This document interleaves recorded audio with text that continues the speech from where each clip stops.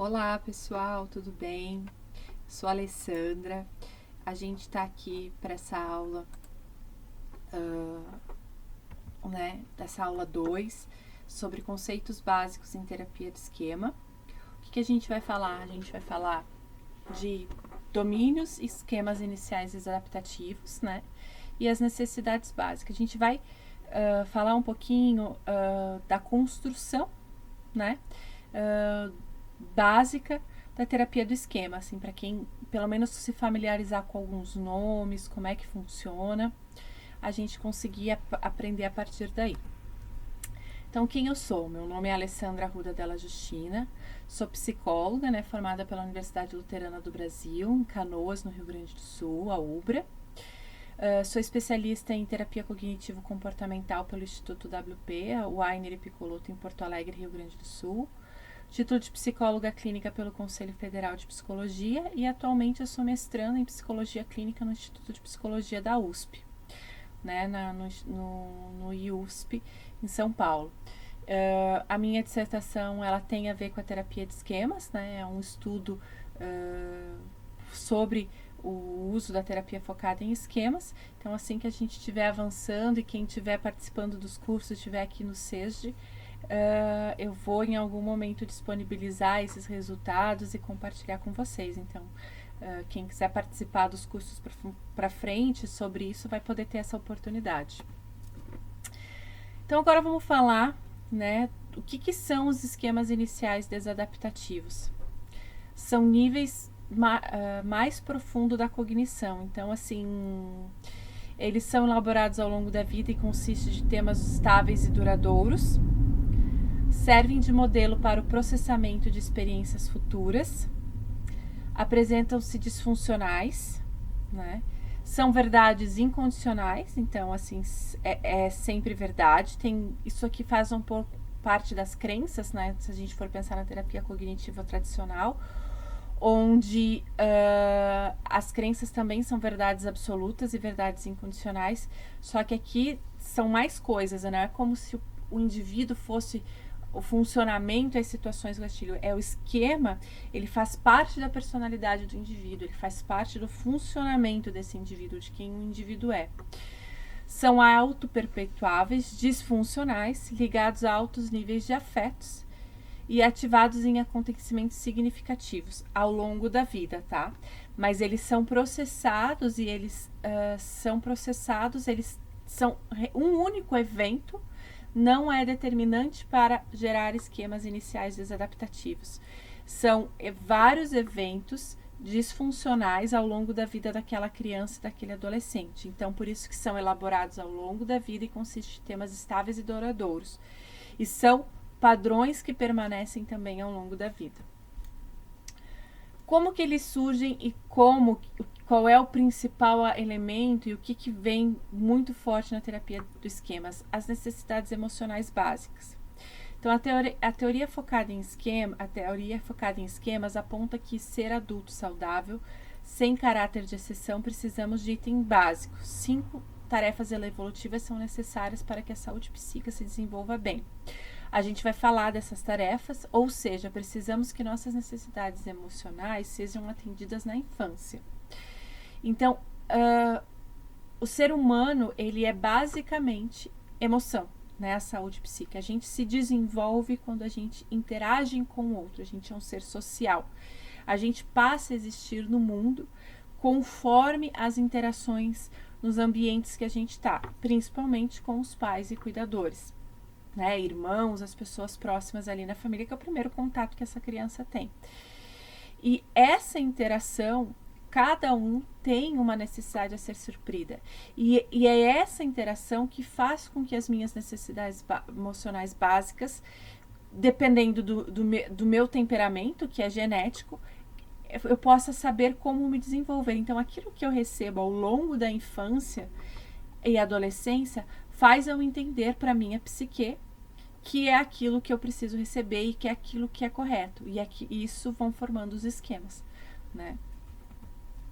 As tarefas evolutivas básicas da criança. Vocês vão perceber que os 5 domínios são funcionais é o que cada domínio precisa ter e receber. E quando a gente fala dos esquemas disfuncionais, a gente fala desse domínio de uma forma disfuncional. Então, por exemplo, quando a gente fala da primeira tarefa evolutiva, lá na primeira infância, no nascimento da criança, que a gente fala de conexão e pertencimento, quando a gente for olhar o primeiro domínio, a gente vai ver que é desconexão e rejeição, né?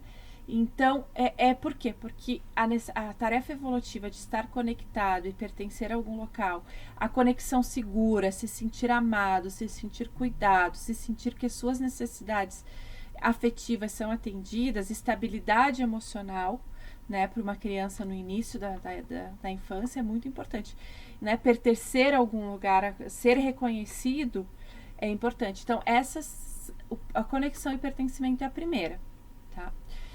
O segundo, autonomia e competência, né? Eu saber que eu posso dar conta de mim, que eu tenho que eu sou competente para dar conta da minha vida, até para uma necessidade evolutiva de poder sobreviver nesse mundo. Se eu sou autônomo e competente, eu consigo sobreviver nesse mundo. Limites realistas, que são regras, eu preciso saber até onde eu vou, até onde eu não posso ir. Então, famílias extremamente permissivas causam problemas significativos nessa terceira fase, porque vai ser o contrário, né, no domínio, vai ser algo contrário. Então, é preciso... Aqui sempre eu digo que é um desafio para todos nós, né, como terapeutas, como pais, como pessoas que estão se preocupando com a saúde mental, encontrar o equilíbrio, né, é um desafio para todos. Mas limites realistas são exatamente isso. Eu preciso encontrar um ponto de equilíbrio entre o que a criança quer, o que ela precisa, o impulso, ao local que ela está e a questão de ela se desenvolver de uma maneira saudável. Então, é um grande desafio. O quarto é a orientação para o outro. E o quinto, expressão emocional autêntica. A orientação para o outro vem aqui no sentido de que eu atender a necessidade dos outros e não as minhas. Não, eu abro mão das minhas necessidades emocionais para abrir os outros. Tem alguns estudos que tiram, né, essa questão dessa questão de orientação para o outro e colocam quatro apenas tarefas e incluem isso em outros esquemas, mas a gente também tendo aqui a versão original do Jeffrey Young e ele, né, trabalha nessa versão dos 5 domínios. Expressão emocional autêntica, aqui o início da adolescência é bem claro, onde eu quero expressar quem eu sou no mundo, onde eu preciso ter essa questão dessa expressão emocional, eu preciso expressar as emoções. E aí uma das coisas que a gente mais tem dificuldade na idade adulta, porque a gente acha que é bobagem, né? Ser leve, ser natural, se preocupar com coisas bobas que não nos levam, né, a lugar algum, mas que são saudáveis porque expressam a nossa emoção, porque fazem a gente se sentir bem com aquelas. É uma sensação boa. Então, isso precisa também ser incentivado. Então, essas são as tarefas evolutivas básicas para a criança, né? Criança e adolescência. Necessidades emocionais e esquemas disfuncionais. O que são aí? É o temperamento, qual é genético, que todos nós herdamos, né, e que temos únicos. Então, o temperamento, apesar às vezes de ter um padrão mais próximo da mãe ou mais próximo do pai, cada temperamento é único, que determina a quantidade ideal de necessidades básicas a serem atendidas ao longo de cada fase do desenvolvimento.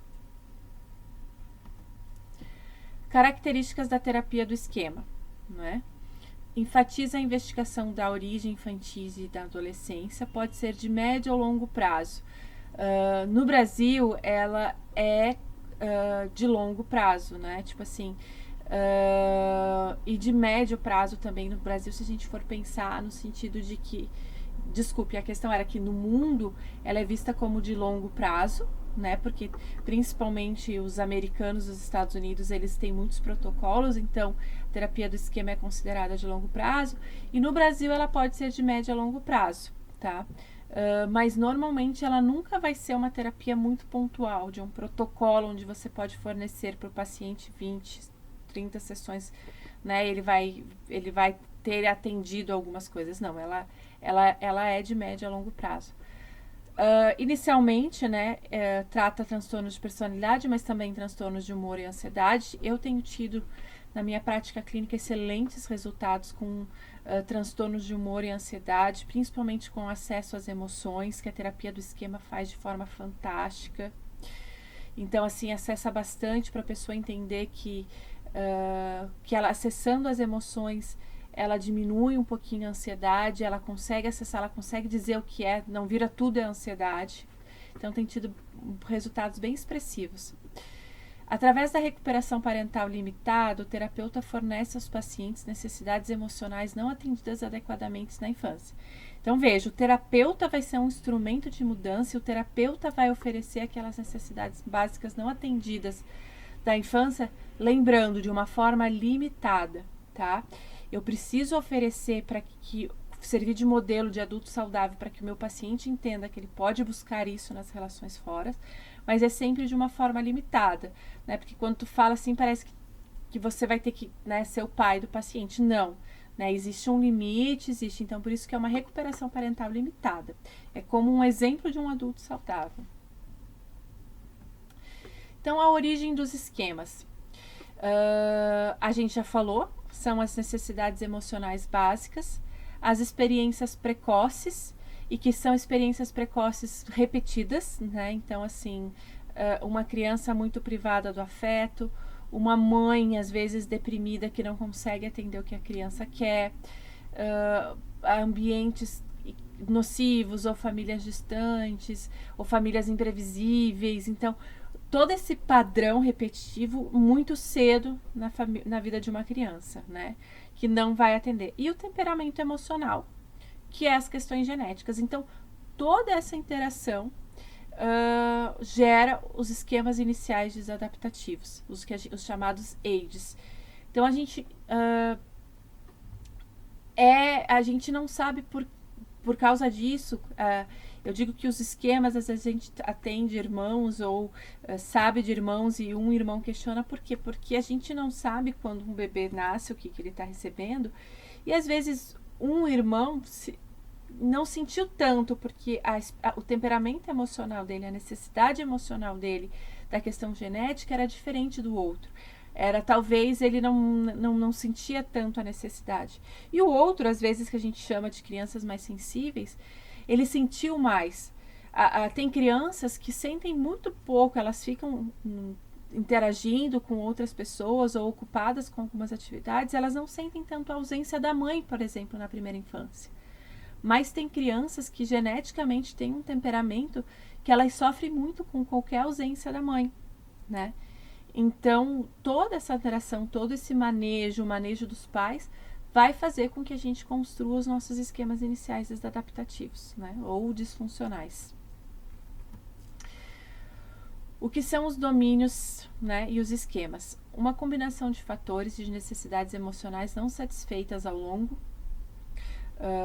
da vida, né, levam ao estabelecimento de 18 esquemas iniciais desadaptativos, que são formados, né, são esses 18 esquemas, eles estão distribuídos nesses 5 domínios que correspondem às necessidades não atendidas no desenvolvimento da criança e adolescente. Então, aquelas tarefas evolutivas básicas, agora vocês vão observar que eles vêm aqui com nomes contrários. Lembra, a conexão e pertencimento, agora é desconexão e rejeição. Esse é o primeiro domínio. E esse primeiro domínio estão esquemas que a gente mais vai encontrar no consultório e muito nos transtornos de personalidade, principalmente de privação emocional, que é um dos primeiros esquemas que a gente tem. E eles são, muitas vezes, eles vêm com grandes níveis de ansiedade e muito compensatórios. Eles estão sendo compensados por outros esquemas que a gente chama na terapia de esquemas secundários, né, ou de esquemas compensadores. Eu aprendi a funcionar daquela forma para sobreviver àquele ambiente e eu continuo fazendo isso, né? Então, tem pacientes que vêm e pacientes de privação emocional é muito interessante, porque o que acontece com eles? Eles vêm muito no sentido de ansiosos, porque como eles se privam da emoção, quando eles acessam essa emoção, eles acessam em forma de ansiedade, porque eles não conectam a emoção real, porque eles têm medo disso e não conseguem nomear, em especial a raiva, mas as emoções estão ali. E quando o organismo se apresenta em forma de ansiedade. Então, isso é muito comum. Então, esse primeiro domínio, com todos os esquemas, a gente vai encontrar bastante na clínica. Autonomia e desempenhos prejudicados, também os de segundo domínio, que é a autonomia, né, e competência, né? Então, autonomia e desempenho prejudicados, limites prejudicados, orientação para o outro, né? Que é aquela necessidade de orientação para o outro, e supervigilância e inibição. Lembrando, aqui também da supervigilância e inibição, quando a gente priva, a gente não consegue relaxar, fica muito difícil, né? A gente está sempre muito ansioso, né? Pensando nos pacientes com transtornos de ansiedade, que eu tenho dito que tem dado excelentes resultados. Porque nos de personalidade, isso é bem difícil, isso é o que eu os esquemas de supervigilância e inibição, principalmente para os transtornos de esquiva, transtornos de, né, de TPOC, o transtorno de personalidade obsessivo-compulsivo, eles são muito presentes e muito difíceis de lidar com esses esquemas, porque eles são muito fortes, né? Eu digo que às vezes os pacientes eles melhoram nesse domínio até certo ponto, e depois de um tempo eles voltam a funcionar nos esquemas de novo, eles voltam a atuar, né, nesses esquemas novamente. Então, os de conexão e rejeição, ligados às falhas de vinculação segura, necessidades de conexão e afeto, desenvolvimento precoce, difícil acesso emocional. Então, eu atendi aquilo que eu achava que a criança precisava e não aquilo que era preciso. Vínculo seguro com o terapeuta. Os esquemas que estão nesse domínio são privação emocional, que foi o que eu falei que é o primeiro, muitos dos nossos pacientes têm e apresentam, às vezes, só esse esquema, né? Abandono e instabilidade, desconfiança e abuso, defectividade e vergonha, isolamento social e alienação. Qual é o objetivo dessa aula? É apresentar para vocês as nomenclaturas. Então, vocês se familiarizarem com essas nomenclaturas. É bastante nome e, sim, a terapia do esquema, ela é complexa, mas ela não é de difícil aplicação quando eu entendo. Então, a ideia é que eu não vou explorar eles item a itens, né? Porque quando tu faz o curso ou quando você amplia, a gente explora cada funcionamento desses.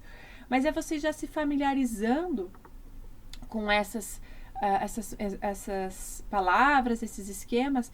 Por quê? Porque aí no estudo, quando vocês conseguirem, vocês já têm uma ideia, uma base do que é. Então, a gente precisa entender esse primeiro domínio, né? Que tem esses esquemas aqui, né? E eles fazem, e que são 5 domínios, né? Os 18 esquemas estão separados em 5 domínios, tá bom? Então, é mais um nome, tentem assim, eles são autoinstrutivos, sim. Por exemplo, se tu pegar a privação emocional, é o paciente que se priva das emoções. A forma como ele faz isso, ou a forma que o paciente pode ser feito isso, aí tem que aprofundar. Mas eles são autoinstrutivos. Abandono e estabilidade é aquela pessoa que acha que será sempre abandonada porque teve um vínculo instável, né, uma instabilidade emocional. Às vezes há um abandono real quando há a perda de um cuidador ou de um dos pais, né? Então, ou realmente um abandono de uma criança que foi rejeitada. Então, assim, às vezes isso acontece, tá? Mas a gente vai explorar mais à frente. Aqui o objetivo é vocês se familiarizarem com esse conteúdo, com esses nomes. Autonomia e desempenho prejudicado são indivíduos que não conseguem desenvolver um senso de confiança por si. Mesmo, né, no mundo, geralmente, famílias superprotetoras. Então, assim, aquela família que deixa que eu faço, você não sabe fazer isso, ai, meu filho não consegue ir, eu preciso levar. Às vezes tá com 18 anos e a família não conseguiu ainda. Então, tem essa autonomia e esse desempenho prejudicado. Aqui os esquemas são dependência e incompetência, vulnerabilidade, emaranhamento, né, o self subdesenvolvido e o fracasso. né? Esse emaranhamento é muito comum, as famílias super emaranhadas, e quando que a gente vê esse emaranhamento, e muito clássico da terapia no esquema, muitas vezes prejudicando casais. Quando a gente trabalha a terapia focada em esquema em casais, às vezes a gente vê que o emaranhamento de um dos cônjuges esse esquema muito presente numa das famílias dos cônjuges é o que prejudica aquele casal de poder ser eles, de ser uma unidade, né, de se conectarem. É bem interessante como prejudica nesse sentido. Limites prejudicados, ligado às falhas na aplicação de limites realistas, capacidade de seguir normas e regras. O egoísmo é a principal característica desses indivíduos. Então, assim, muito presentes em narcisistas, antissociais, borderlines. Esse aqui é super presente nesses transtornos de personalidade, que são merecimento e ou grandiosidade, autocontrole, autodisciplina insuficiente. Merecimento ou grandiosidade vocês também vão ver como arrogo, tá? Que tem na tradução de um dos livros, porque foi traduzido do espanhol para o português, então algumas palavras ficaram. Então é merecimento ou grandiosidade ou arrogo, tá? Tem alguns escritos, não está errado, ele faz parte também, tá? Orientação por outro. Com o objetivo de ganhar aprovação e evitar retaliação, nesse domínio há uma ênfase no atendimento dos desejos dos outros, às custas das próprias. Amor condicional pela família de origem. Eu passo a informação para a criança que eu só vou amá-la se.